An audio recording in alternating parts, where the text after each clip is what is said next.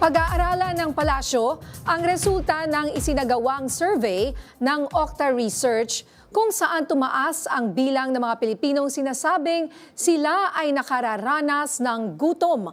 Yan ang umaarangkadang balita ni Lestor Aler.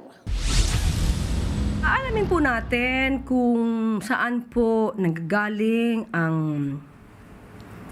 mga areas na maaaring nagsasabi na hindi sila nakakaranas sila ng kagutuman. Iyan ang naging sagot ni Presidential Communication Undersecretary at Palace Press Officer Attorney Claire Castro tungkol sa pagtaas ng bilang ng mga Pilipinong nagugutom. Sa bagong inilabas na survey ng Okta Research, tinatayang aabot sa 21% o 5.5 milyong pamilya ang nagsasabing nakakaranas ng involuntary hunger ngayong second quarter. Mas mataas ito sa 17% noong nakaraang Marso. Sinabi ni Yusek Castro na maaaring merong mismatch sa naging resulta ng Okta Research at sa ginawang survey ng SWS. Tinanong ko po kasi ito sa SWS. Since sila po ay medyo accurate yung kanilang numero dahil mismong diretso sila doon sa mga taong nakaranas nung programa ng Pangulo na Walang Gutom Program.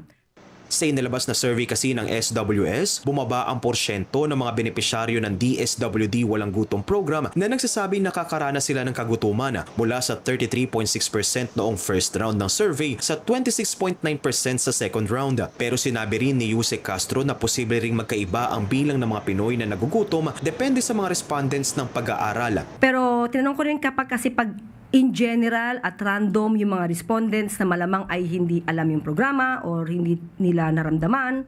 So maiiba talaga ang numero. So most probably baka doon nanggagaling yung difference ng dalawang resulta. Most probably. Sa huling tala ng DSWD, nasa 600,000 beneficiaries na ang nasa ilalim ng Walang Gutom Program na nagsimula pa noong 2023. Target naman ng kagawaran na magdagdag ng 150,000 family beneficiaries upang mabuo ang 750 beneficiaries na nakakaranas ng food poverty. Siniguro naman na tuloy-tuloy ang programa ng pamahalaan sa involuntary hunger upang makatulong na maibsan ang nararanasang kagutuman ng bawat Pilipino. Ako si Lestor Aler ng PRTV News, nagseserbisyo para sa Pilipino.